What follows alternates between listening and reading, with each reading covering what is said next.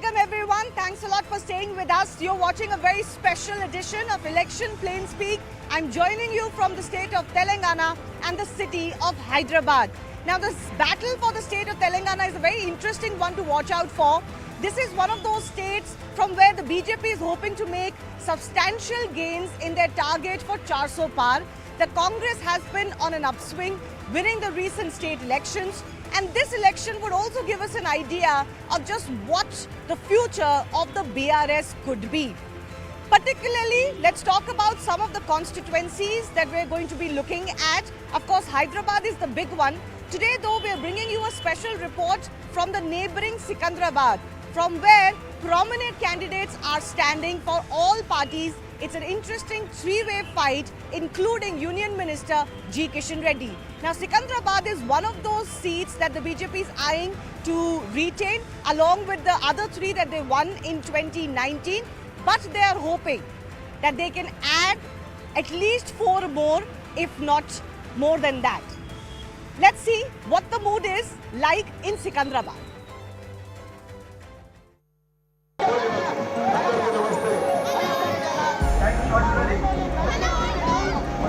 పోటీ చేస్తే నేను 2 సార్లు ఇన్ఛార్జిగా ఉండి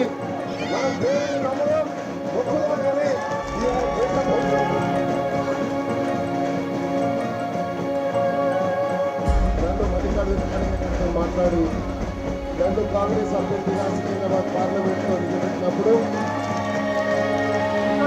Secunderabad is an interesting three-way contest. Fighting from this seat is State BJP President and Union Minister G. Kishan Reddy.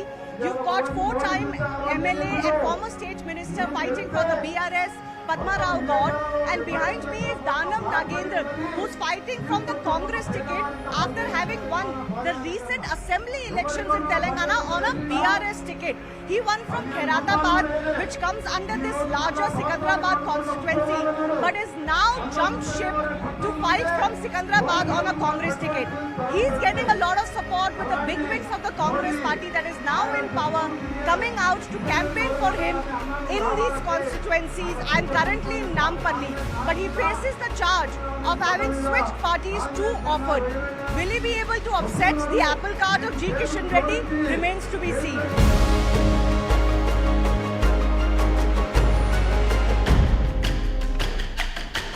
I have with me the Congress candidate from Secunderabad. Sir, recently you won from BRS ticket in assembly election. Now you're fighting from Congress ticket, parliamentary election. Why? देखिए ये कोई नया नहीं है. Just because actually when I was in BRS party I was literally in depress because Congress का जो तरीका होता है, Congress is a secular party, but BRS एक ऐसा गठबंधन किया था. They have some mutual understanding between BRS and BJP. In fact, KTR himself told me, asked me, we'll join with BJP. I said, we are all secular people. I have been electing from so many decades, almost 3 decades I've been representing various constituencies. So, when people will ask us, when they question us, what answer we are going to give? One side you are saying that we are secular party. The other side you wanted to have a indirect Gadbandhan with the BJP. So we can But say sir, and actually how can we justify? Yeah. No, but लोग तो ये कहेंगे कि अभी कांग्रेस की सरकार बन गई इसलिए अब कांग्रेस में आ गए. See, कांग्रेस की सरकार में रहने दो, उसमें सरकार इससे पहले भी कांग्रेस का था. When राजशेखर रेड्डी जी थे, विजय भास्कर रेड्डी थे, जब भी मैं कांग्रेस में था. It's not that I was not in Congress. Literally मैं कांग्रेस में हूँ. इससे पहला BRS भी था, लेकिन आज कांग्रेस में रहने के बाद में मैं MLA हूँ. MLA रह के आज सिकंदराबाद के अंदर specially in Secunderabad parliament constituency, particularly in Hyderabad, entire Hyderabad. When I used to represent this Khairtabad, I was the Greater Hyderabad president, Greater Hyderabad Congress president. I think you will be definitely you will come to know. Rajshekar Reddy has interested me all 15 assembly constituencies. Out of 15, now 14 seats we won. But मैं जब president था, so how can anybody say they उधर आए? मैं घर वापसी हुआ है. घर वापसी हुआ है. Sir, your state minister, are you confident he can win from this seat because he's changed a lot of parties? He's already won. already won with above 1 lakh majority. Why? Because one point is the BJP. Every day they are talking only communal politics. Communal. They want to create some communal. They want to vote. They are not interested in poor people. You see, before Modi became the prime minister in our government, what is the price of the gas cylinder? Is 400 only. What is the petrol rate? 50 rupees only. In the 9.5 years, you increase roughly to the 200, 150, 300. अगर और एक बार Modi prime minister बने तो ये 400 को जाता है. ये गरीबों को एक ही वादा करे है 70 लाख करोड़ दूसरा देशों में है काला धन है फटाफट लाके एक महीने के अंदर हर एक घर में गरीब घर में 15 लाख देंगे. एक बार कोशिश भी नहीं करा और एक 15 रुपए भी नहीं डाले उल्टा 2 करोड़ पर जॉब बोले 10 साल में 20 करोड़ बोले तो हैदराबाद के वास्ता हिस्सा तो 20 लाख होता 20 लाख नहीं 20,000 भी नौकरी नहीं मिला उल्टा नौकरी गए इसका जमाने में. So we are confident our Nagender including out of 17 we are going to win 14 seats being a I am also last member of parliament last term. Before that I am the 24th term member. This is the 6th term I am elected member. I am in the mood of the public, mood of the people, mood of the ladies. They are all is a BJP Modi को हटाओ देश को बचाओ को slogan में है. Feroz Khan is a former candidate from Nampally. What are you telling the constituents? Why should they vote for Nagender? Simple, I'm asking one thing. Whether you people live in fear or freedom, whether any development was done or only bogus and false statements were given. Simple, I'm asking. Any gully, any basti, any hospital, any school, any single person, let it be BPL, middle class, lower middle class, upper middle class. Did you get any job? Did you get any house, any double bedroom? Did you get any loan? I'm asking everybody. Is there is freedom, whether there is a democracy, whether there is dictatorship, right? It is from past 10 years. It is Nafrat Kal. It is Mitr Kal. I'm asking people one thing.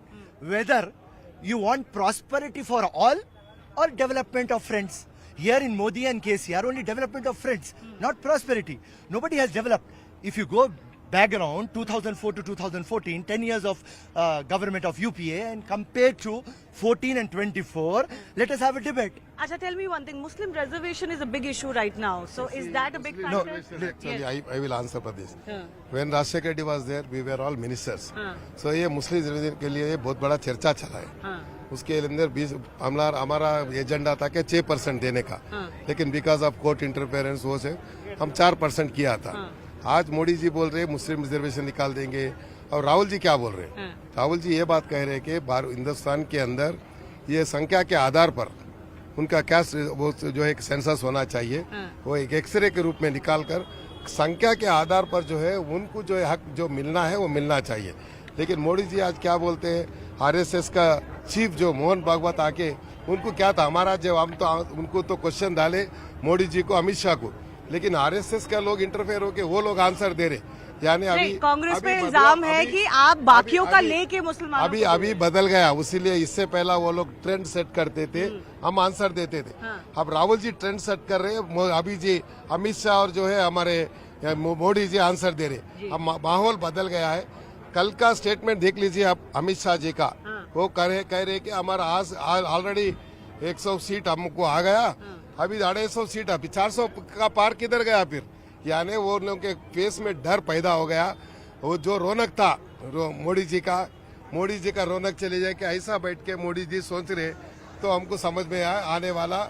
आज जो है UPA हमारा भारत जोड़ो का जो यात्रा किया था राहुल जी ने वो सक्सेसफुल हो गया. अभी आने वाला एक सेकुलर पार्टी आएगी इंडिया. तो आपके खिलाफ जी किशन रेड्डी है, आप कॉन्फिडेंट है? वो यूनियन मिनिस्टर और बीजेपी स्टेट जी किशन रेड्डी यूनियन मिनिस्टर, वो दिल्ली को ही पर्टेन हो गया, दिल्ली का मिनिस्टर हो गया था. ये वो जमीन का आदमी नहीं, हम जमीन से जुड़े हुए इसलिए 6 बार एमएलए जीते हैं. हम जमीन ही लेता है और गरीबों के मसला हमको मालूम है, गरीबों के मसाइल कैसा हल करना है. अनफॉर्चुनेटली जीतने के बाद में वहां पर जो उनका पुराना area where used to represent MLA Amberpet के अंदर, वहां पर एक फ्लाईओवर उन्होंने फाउंडेशन डाला 6 साल पहले. आज तक भी till today not even a single kilometre gone forward.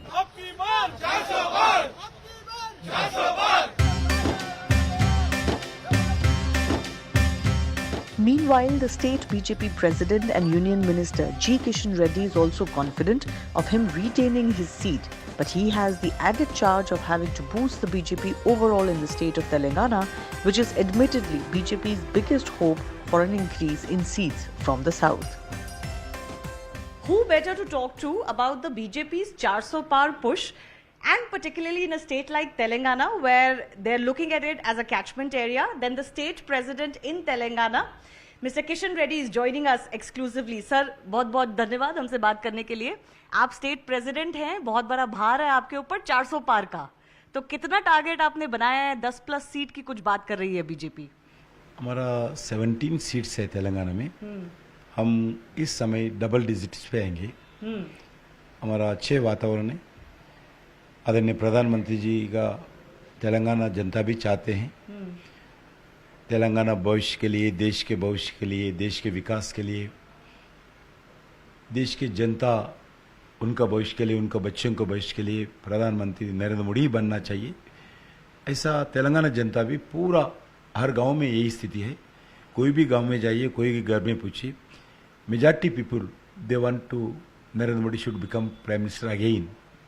Sir, Muslim reservation का बहुत बड़ा मुद्दा हो गया है इस इलेक्शन में. प्राइम मिनिस्टर ने खुद इस पे बात करी है. अब तेलंगाना में मुस्लिम पॉपुलेशन काफी सब्सटैंशियल है. आपकी सिकंदराबाद की कॉन्स्टिट्यूएंसी में 27-28% है. तो आपको नहीं लगता ये जो मुस्लिम रिजर्वेशन की बात हो रही है कि ये हटा देंगे, बीजेपी हटाना चाहती है, उससे आपको नुकसान होगा?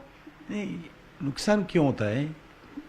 ये आंध्र प्रदेश जब हाईकोर्ट था, जब राजशेखर रेड्डी जी मुस्लिम रिजर्वेशन लाए थे 4%, जब हाईकोर्ट ने जजमेंट दिया है ये अनकॉन्स्टिट्यूशनल है, ये रिजर्वेशन रिलीजियस के आधार पर नहीं लगाना चाहिए, ये सामाजिक दृष्टिकोण से लगाना चाहिए, गरीब के दृष्टिकोण से लगाना चाहिए, ऐसा हाईकोर्ट ने जजमेंट दिया है. अभी उसके बाद सुप्रीम कोर्ट में स्टे लाके रिजर्वेशन चला रहे.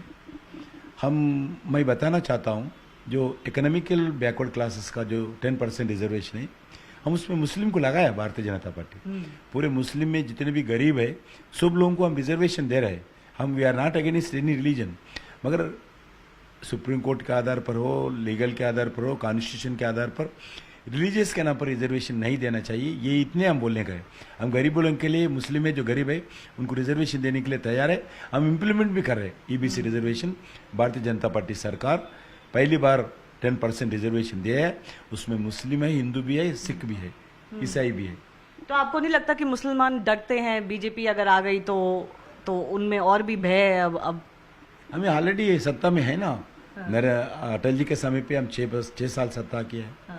अभी ऑलमोस्ट 10 साल हो रहे हैं. 10 साल में कोई मुस्लिम को कुछ नहीं हुआ है. So everybody, there is no communal clashes, there is no curfew, there is no ISI activity, everybody is peace, विकास. आज देश के जनता विकास चाहते हैं, ये कम्युनल क्लासेस नहीं चाहते हैं. इसलिए देश का जनता मुस्लिम भी खुश है. अब एग्जाम्पल जो त्रिपुल तलाक है, पहला कुछ लोग उसको भड़काने के लिए प्रयास किया, मुस्लिम समुदाय को दूर करने के लिए प्रयास किया, मगर हम समझाया. आज आप हस्बैंड होगा, एक बेटी का आप हस्बैंड होगा, मगर कल आप भी एक पिताजी बनेगा. पिताजी बनने के बाद आपका बेटी का शादी करेंगे. आप शादी करने के बाद आपका दामाद आपका बेटी को तलाक बोल के वापस भिजाए तो आपका दिल कितना दुखता है. आज का हस्बैंड कल एक बेटी का फादर बनेगा, पिताजी बनेगा, जब आपको भी दुख लगेगा.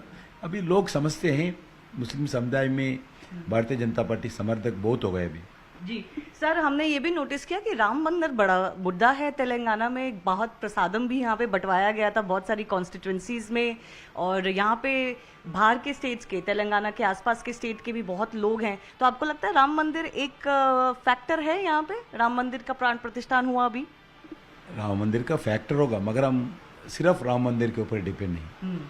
हम आप टीवी में एड्स आ रहे, पेपर में एड्स आ रहे, किधर भी राम मंदिर का नाम नहीं. अच्छा. हम 5 साल में लाए तो NDA 1, NDA 2, जो हमारा सरकार PM नरेंद्र मोदी 1, नरेंद्र मोदी 2, इस 10 साल में हम गरीबों को क्या किया है, किसानों को क्या किया है, इंफ्रास्ट्रक्चर क्या बढ़ाया, डिजिटल ट्रांजैक्शन कैसा हुआ, दुनिया में भारतीय जनता पार्टी का इमेज कैसा बढ़ाया, आर्थिक स्थिति में कैसा सुधार हुआ है, इंपोर्ट्स कम करके एक्सपोर्ट कैसा बढ़ाया, एम्प्लॉयमेंट जनरेशन कैसा आया, इन्वेस्टमेंट्स कैसा आया, ये बोल रहे हैं हम सिर्फ राम मंदिर किधर भी आज तक ना टीवी में बोले एडवर्टाइजमेंट में, ना पेपर में बोले। सिर्फ हम जो 10 साल विकास का कार्यक्रम किया है उस पर तैयार है।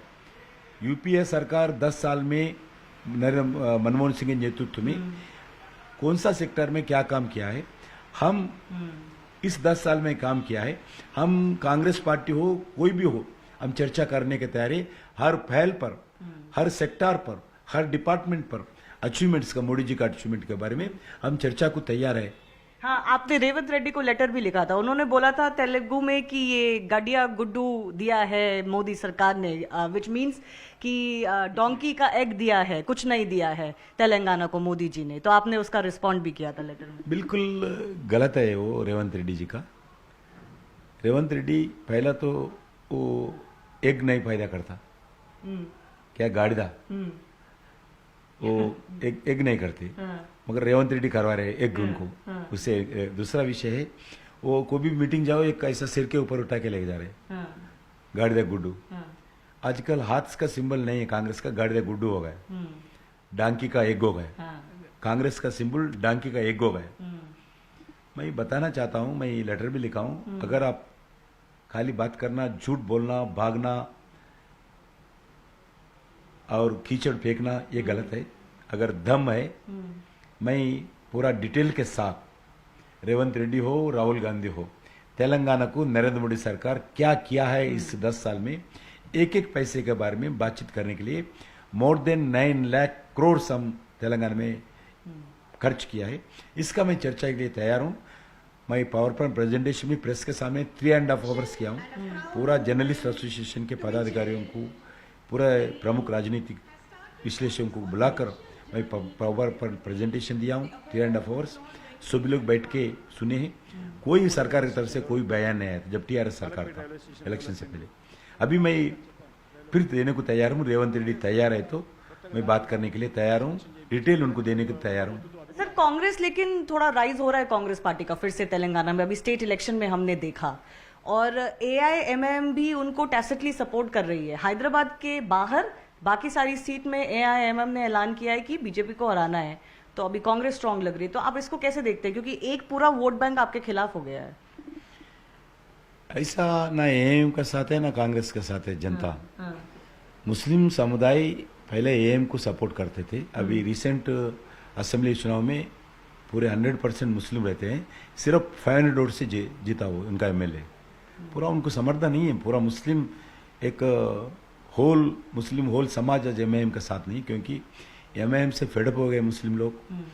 उनको लगभग इस 50 साल में कुछ नहीं किया है। कारपोरेटर वही रहता है, एमएलए वही रहता है, एमपी वही रहता है, जो भी सरकार है वो एक ही पार्टी के साथ रहता है, सत्ता दल के साथ रहते हैं लोग। पूरे पैरवी करते हैं, दादागिरी गुंडागिरी करते हैं, लैंड बिजनेस करते हैं, लैंड ग्रैबिंग करते हैं। पूरा परिवार का पार्टी है। गरीब लोगों को सताते हैं, मुस्लिम सत्ता को, उनके पास भी पैसे लेते हैं, उनका लैंड भी कब्जा, प्रॉपर्टी लेते हैं। एक माफिया राज चलाता है एमआईएम। इसलिए पुराने शहर में रहने वाले मुस्लिम समाज भी एमआईएम से तंग हो गया। इसलिए उनको असेंबली चुनाव में एक जगह हराने के लिए प्रयास किया। सिर्फ 500 वोट से बाल बाल बचे हैं एमआईएम पार्टी। इसलिए मुस्लिम समाज पूरा उनके साथ नहीं है। मुस्लिम समाज भी आज, खासकर मुस्लिम महिला, आज मोदी साहब को वोट डालेंगे। मोदी साहब को भाई मानते हैं सभी लोग, अभी वोट भी डालेंगे मुस्लिम समाज। सर, एक चीज और देखने को मिली है कि आपके बहुत सारे कैंडिडेट जो हैं, जो लड़ रहे हैं इलेक्शन, वो बाहर से आए हैं। कोई बीआरएस से आया है, कोई कांग्रेस से आया है। तो उसको कैसे देखते हैं आप? जो 8-10 सीट आप टारगेट कर रहे हैं, उसमें से 5 कैंडिडेट बाहर के हैं, बीजेपी के नहीं है। बाहर के मिल्स क्या होता है राजा, मेरे समझ में आता। जो दूसरी पार्टी से आए हैं। दूसरा पार्टी से है, कुछ समाज से है, कुछ हमारा अलग अलग ऑर्गेनाइजेशंस में काम करने वाले भी है। मेरा जैसे 1980 से काम करने वाले भी कार्यकर्ता है। ऐसा कुछ नहीं है, नया लोग या पुराने लोग कुछ नहीं होता है। आज अच्छे कंपटीशन करके जनता का आशीर्वाद लेके जीतना चाहिए, यही हमारा लक्ष्य है। तो आप मोदी जी की पॉपुलैरिटी पे बैंक कर रहे हैं या लोकल कैंडिडेट और फेस पे बैंक कर रहे हैं? ये इलेक्शन मोदी जी का इलेक्शन है। ये तेलंगाना का इलेक्शन नहीं है, रेवंत रेड्डी का इलेक्शन नहीं है। ये इलेक्शन कौन देश का प्रधानमंत्री बनेगा, कौन प्रधानमंत्री बनेगा, इसका इलेक्शन है। इसलिए पूरा मोदी का जो काम किया है 9.5 years, उसके आधार पर राजनीति चलेगा, उसके आधार पर जनता वोट देगी. So, sir, finally, you are very confident of double-digit performance in Telangana? Double-digit में तेलंगाना का performance? Absolutely double digit seats Bharatiya Janata party Telangana से जीतेगा. वातावरण अच्छा है. आज रात को प्रधानमंत्री जी हैदराबाद रुकेंगे, कल सुबह 2 मीटिंग्स एड्रेस करेंगे, फिर 10 तारीख को 2 मीटिंग एड्रेस करेंगे हैदराबाद में. 10 तारीख को 4 बजे इधर हैदराबाद में स्टेट कैपिटल में फाइनल मीटिंग एड्रेस करने वाले हैं. और उसके बाद HM साहब भी 9th को एड्रेस करेंगे, फिर 11 तारीख भी आएंगे. इसलिए हमारा कार्यकर्ता डोर टू डोर कार्य घर को जा रहे. सिर्फ दूसरा पार्टी कोई नहीं घूम रहे, सिर्फ Bharatiya Janata party door to door जा रहे. पर आपकी सीट पे एक 3 कॉर्नर्ड फाइट है, तो आप अपनी सीट पे कितना कॉन्फिडेंट हैं? बिल्कुल अच्छे. हमारा जो भी कैंडिडेट है मेरे से शक्तिमान है, ऐसा मैं समझ के मेहनत करता हूँ. कोई चिंता नहीं है. जनता मेरा साथ है, जनता पार्टी के साथ है, जनता नरेंद्र मोदी चाहते हैं. जी, किशन रेड्डी जी, बहुत बहुत धन्यवाद हमसे बात करने के लिए. Thank you.